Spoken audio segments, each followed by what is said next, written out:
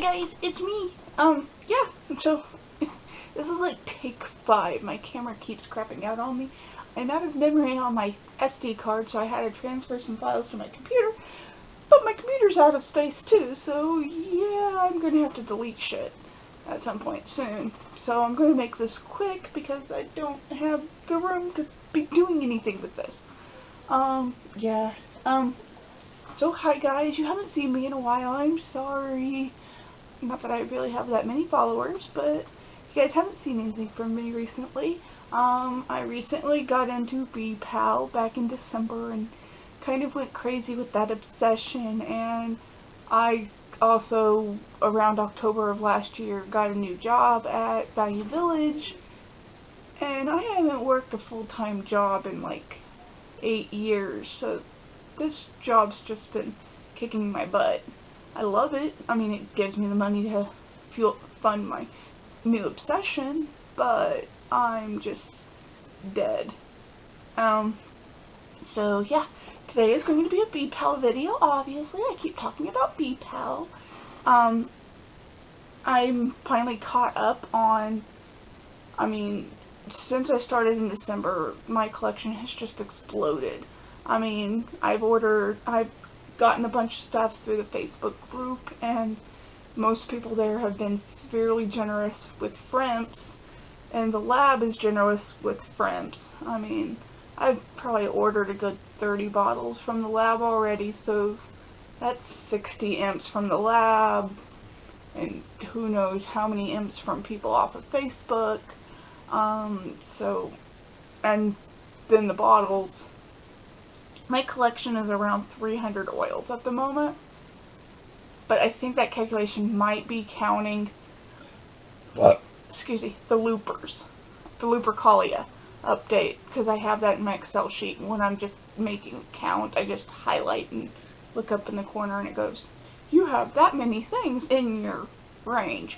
So my 300 might be counting the Lupercalias, which through the lab is 69 oils, and then there's like 18 hair glosses, bath oils, and atmosphere sprays through the post, and I have a decant of everything coming.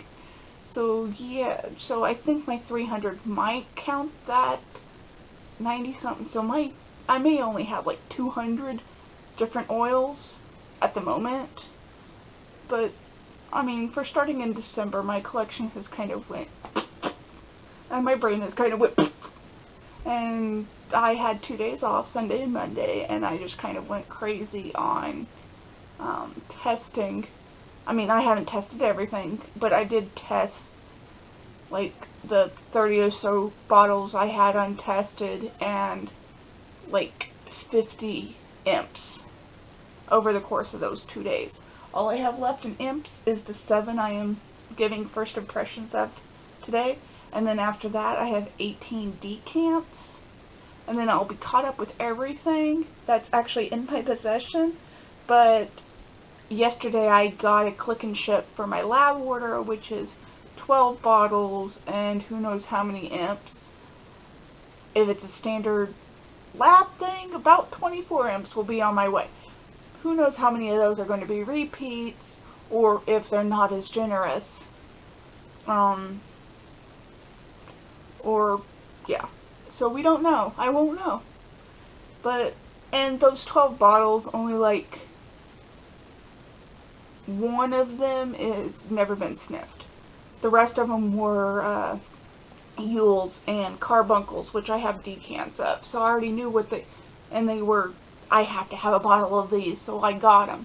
But I also added this month's moon, which was Elmethea, or I don't know how to pronounce it. That one was a blind buy. I wanted it, so I got it. So yeah, when that comes, yeah, I'll have whole new smells to smell. I'll probably do an unboxing. I mean, I don't know if I'll do them first impression, especially if the lab is as generous as they normally are, and I have 24 new imps to add to my collection and catalog and everything else, because I am obsessive with cataloging my imps. So yeah, without further ado, let's get to the imps. These are my last 7, and then I am done with imps, yay! And I'm going to put the name of the imp down here and maybe the notes somewhere up here, because I can't pronounce most of them, including this one. I'll pull it up and show you. I'm not even going to attempt to butcher the pronunciation, but this one is from the Sin and Salvation collection. It's Orange Blossom, East Indian Sandalwood, and Champa. I've already put some on my wrist like 5 minutes ago because I was doing a take and my camera crapped out. The whole memory thing, so yeah, I love this. It is wet. You definitely get the Orange Blossom, and I think I'm picking up on the Champa. I'm not sure. My nose is getting a lot better. I definitely pick up on the sandalwood wet, and I'm pretty sure that's the Champa. But on my skin, this is just lovely. I love this oil. I mean, maybe not love, but it's at least going to be a 3 on my sheet. I rank everything from 1 to 5. So far, I've only had like 3 or 4 oils that I've ranked at a 1, and they're just, I can't. There's some note in them that I'm just like, no, I can't do this. This is disgusting. Or I have a major skin reaction, because I think Inferno is rated a 1, even though I really liked Inferno. Just one little drop on my skin, and my skin was like, itchy and red and bumpy. I mean, it wasn't like a major sensitivity allergy reaction, but for what little I put, I immediately got the red bumpy itchies, which numerous cinnamon oils, I'm determined I have a cinnamon allergy, or sensitivity at least, because there's been numerous cinnamon oils that I put them on, and usually within 15 minutes where the oil is will be red and starting to itch. Inferno, it was like immediately that hit my skin, it instantly turned red and started itching. But Inferno's like their highest level of cinnamon. I mean, it's cinnamon and pepper, and it's a bunch of burning notes. So all that combination, if you have a sensitivity, you're going to react to Inferno. It's a given. If you have a cinnamon allergy or a cinnamon sensitivity, you're guaranteed to react to Inferno. So that gave me a heads up that I am sensitive. So now I know not to take any imps with me with cinnamon in them, you know, to like work or to an outing so I can apply later. I need to test it first, make sure I don't negatively react to it, and then I can take it with to test. But okay, Pomeran, I can't pronounce it. That last one we did is awesome. I love it. Okay. Let's see. And then we got Pride, which is another Sin and Salvation. This one is Moroccan Rose and Narcissus. And it is a very green floral. I like it. I have quite a few florals. I have quite a few florals. And I'm not a floral lover, but I'm not a floral hater. Florals have their place. But yeah, it's a very green floral. That is Pride from Sin and Salvation. And then we get into the few I have from Steamworks. The first one we have is Phoenix Steamworks. And Phoenix Steamworks is burnished gold and oiled bronze notes with incense and sage. This is one of the ones I'm going to list the ingredients of because there's another word in there I can't pronounce.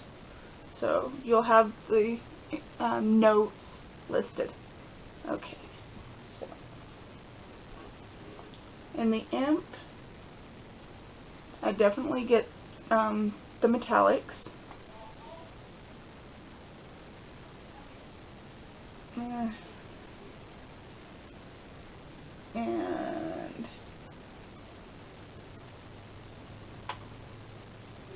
And not much else. I get the metallics in the imp.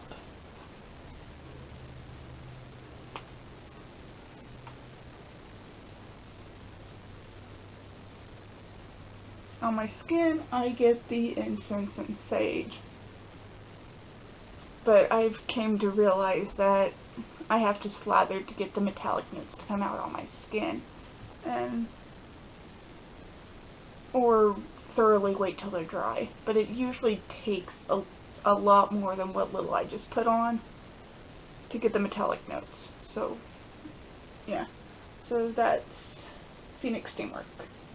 And then my absolute favorite and like one of my first oils I ever got is Smokestack. I got this with my Twilight Alchemy Lab order, which was my first ever lab order that I placed. I ordered Lionheart and Brass Balls. Yeah. Lionheart I love. I've already gone through half the bottle. Brass Balls I can't stand. It's just pure metal notes. But I do like its effect. I wear it to bed. It's hidden under the blankets. I can't really smell it. I can't get offended by it. It works amazingly, but the notes in it are, I don't know, because they're Twilight Alchemy Lab, and they're, you know, magical oils. So they don't really have notes listed. So you don't know what's in it. It's just mystical. It's amazing. And I plan on getting more at some point. I actually like them. Lionheart, like I said, I've already used half the bottle. But Brass Balls, duh.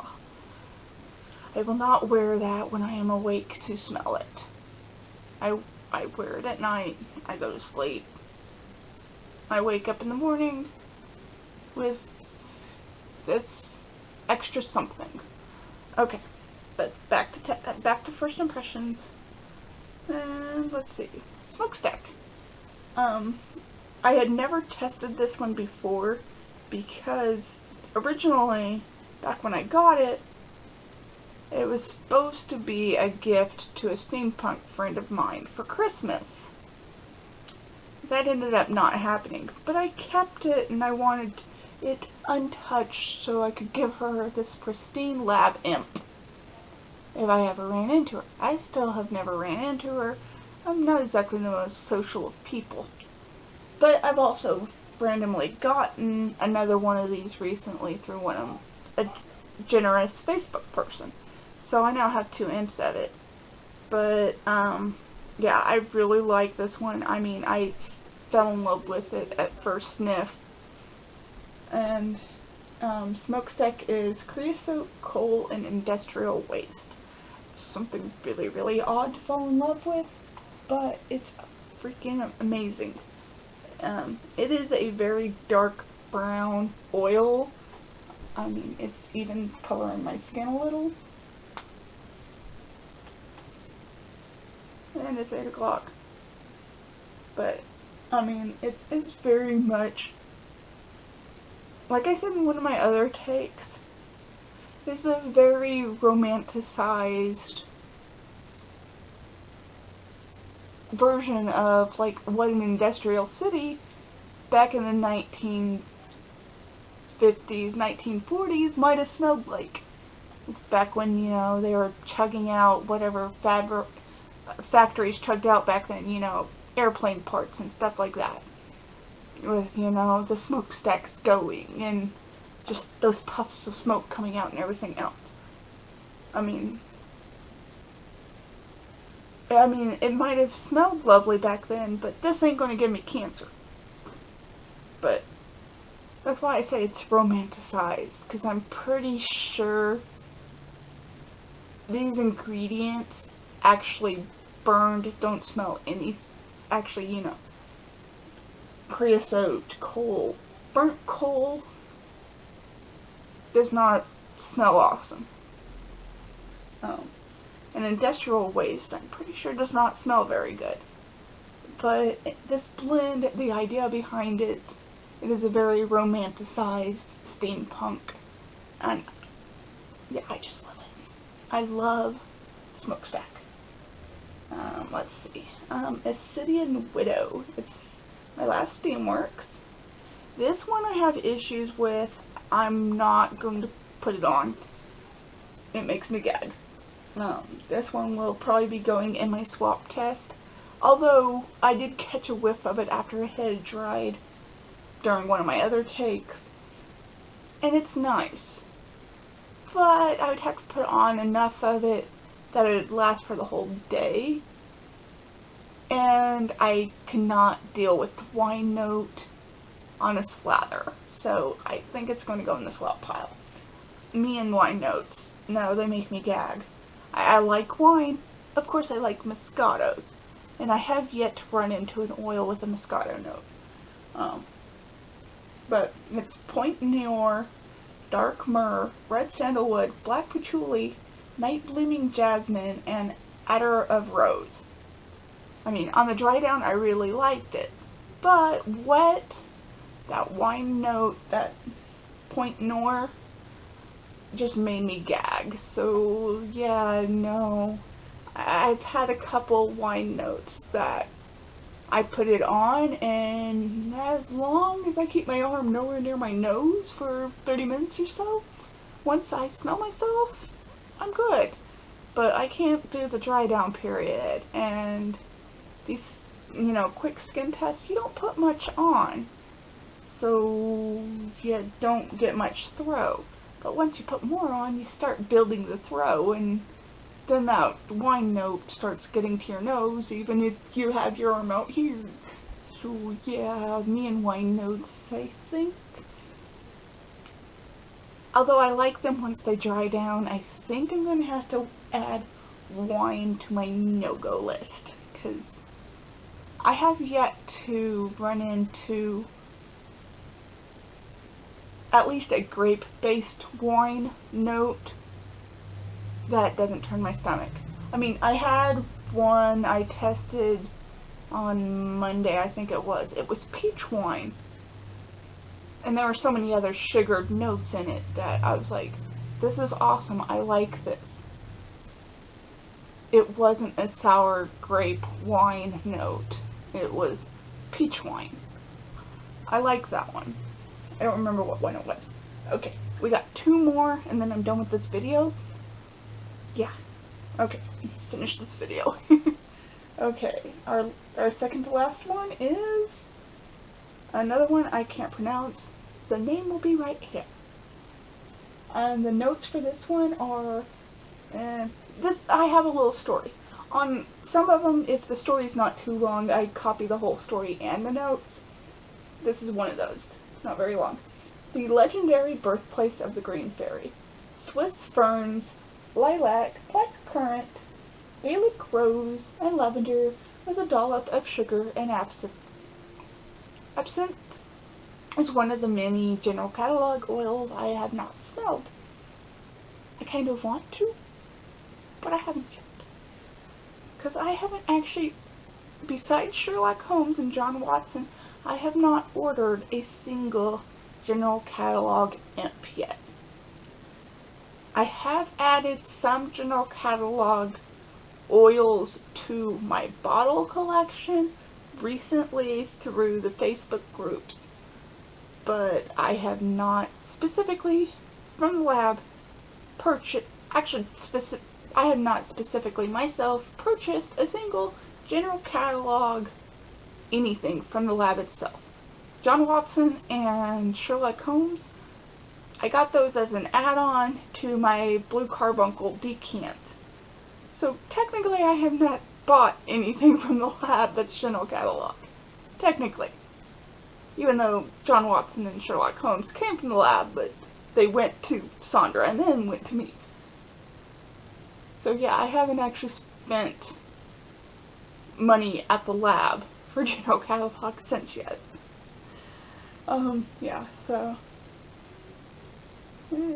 okay.